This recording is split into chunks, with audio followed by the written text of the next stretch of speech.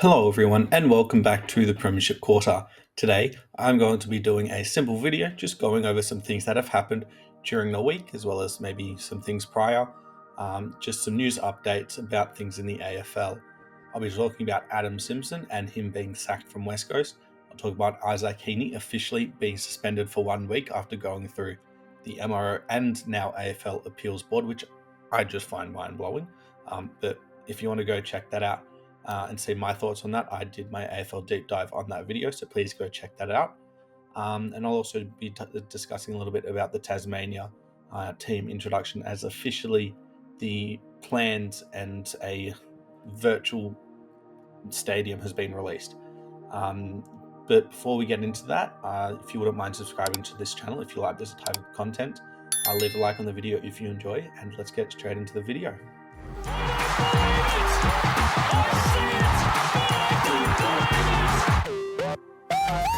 It came up behind him like a librarian.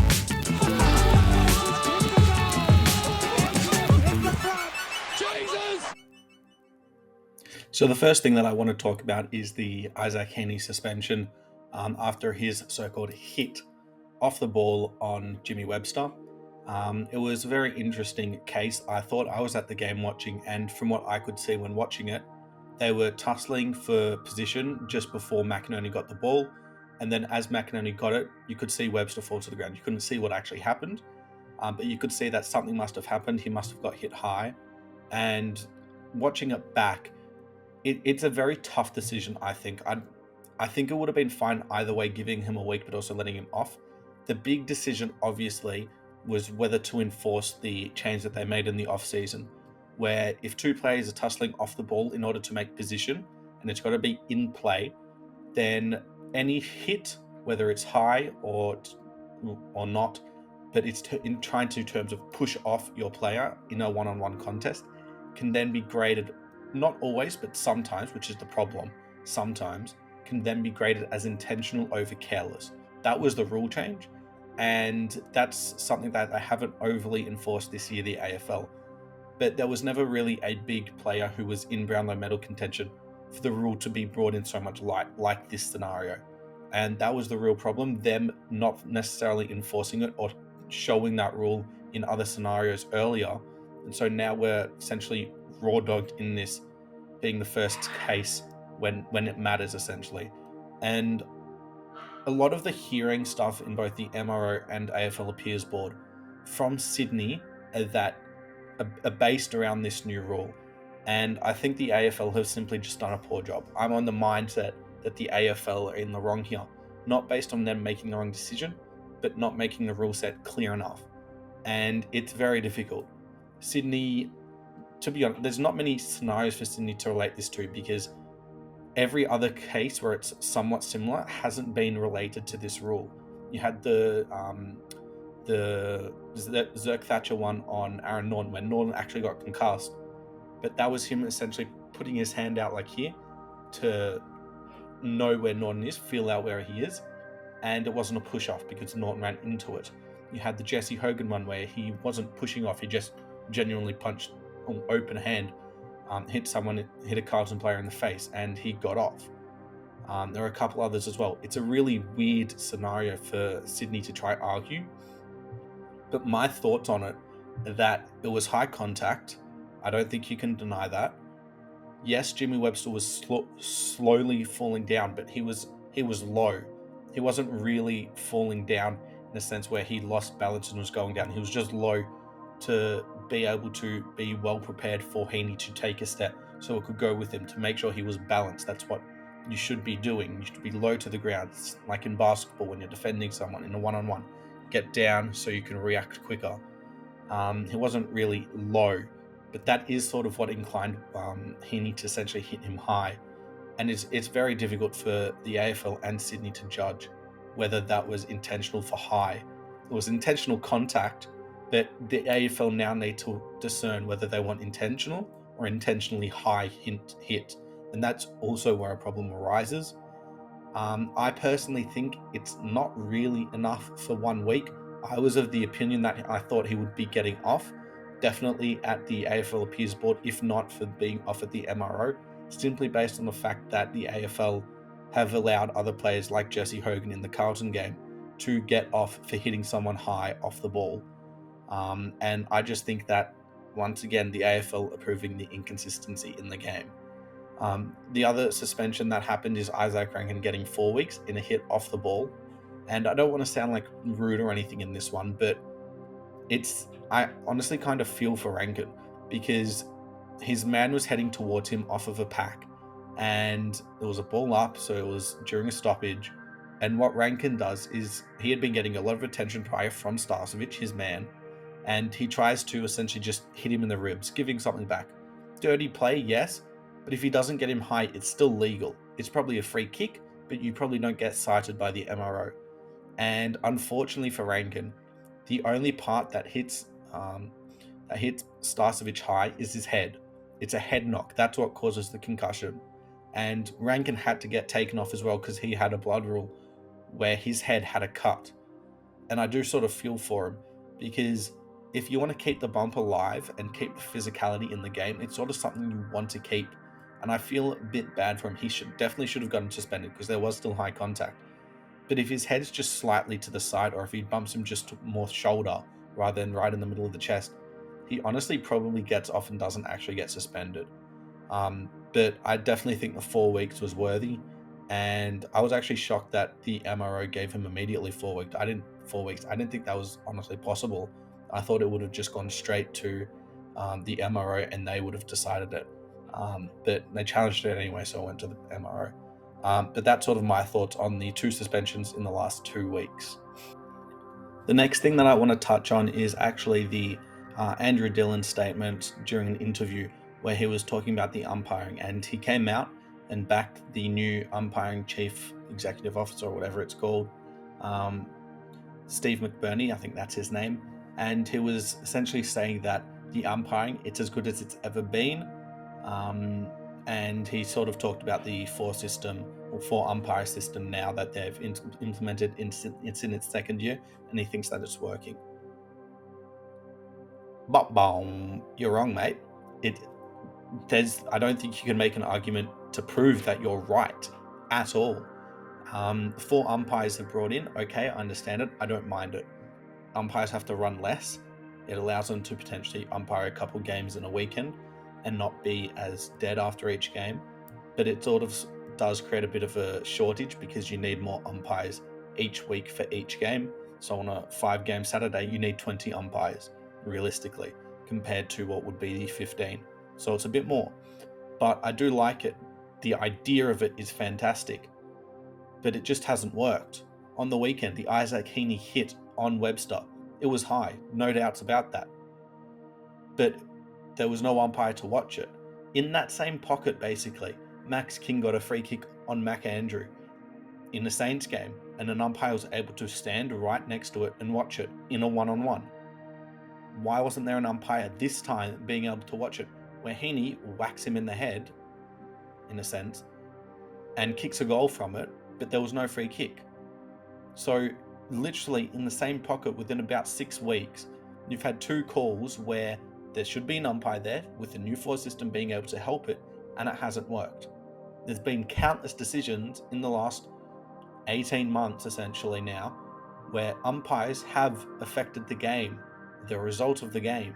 Look at the Essendon Adelaide game. The AFL want to tighten up on the holding the ball rule and players having time to dispose of it. He jumps on the ball's underneath him, takes his arms out, denies that he's going to be able to get rid of it. Sam Draper, that is. That should be holding the ball, according to the new rules that you want to implement. If you are the CEO and you hand off something to one of your guys who's another officer of a certain segment of the AFL, your ideas should be what they are trying to implement. And if you think it's as good as it is now, where there are still so many games being decided, where Gold Coast have a free kick differential of almost 300 more than the lowest placed team in Richmond, like, how can teams even expect to compete at times when it's that big of a difference? Yes, there are play styles that affect how you might reward free kicks to a certain team, but there shouldn't be that much of a difference. It's completely wrong, And I think that in their first year, both Laura Kane and Andrew Dillon have certainly had some struggles. And I think this is a huge foot in the wrong step. And they probably need to talk about it a little bit more, really think about what they're saying, because it's not really the correct thing to say. I understand backing them in the media and everything, but to say it's as good as it's ever been, I don't think is correct. As I mentioned before, that with Andrew Dillon and Laura Kane not necessarily making the most correct calls, there was also not interview per se, but Laura Kane coming out and saying that there should be changes to the AFL draft point system in both the father-son and academy prospect bids, and also that it might come into effect this year.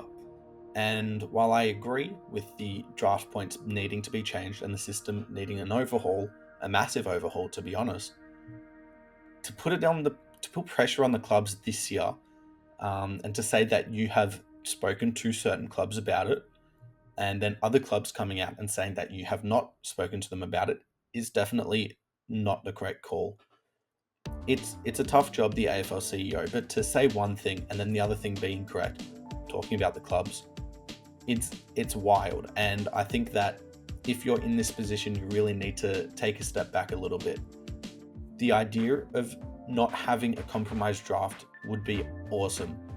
But the problem is you're allowing certain clubs like Gold Coast and potentially Brisbane, even the Sydney clubs at times, to have greater access to players in a much wider area, essentially with Gold Coast having access to both Darwin, or not Darwin, but Northern Territory and Queensland players.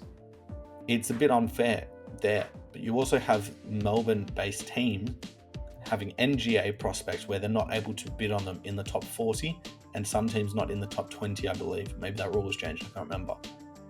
But there's a huge disparity in equality there, and that's a big problem. But a big way to change that is through altering the point system. And it's a good idea. I liked it. I wrote an article, not an article, but I wrote a piece on this for uni a few weeks ago, where I was detailing the problem where if you have 4 picks in the 30s, say 28, 30, 32, and 34, Collingwood, then you're able to bid on a pick 4 in Nick Dacos. You were able to match the points for it. I actually think the picks might have been even later in the draft. You were able to match the points for a top 4 pick. Where does that make sense?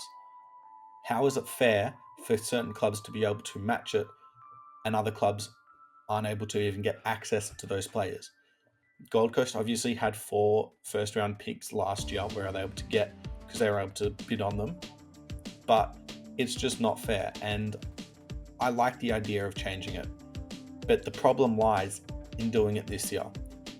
The AFL is very limited in how they allow teams to trade, especially their picks, because you're only allowed to trade 1 year in the future. So you can trade your pick this year and your pick next year, but then there's a limit.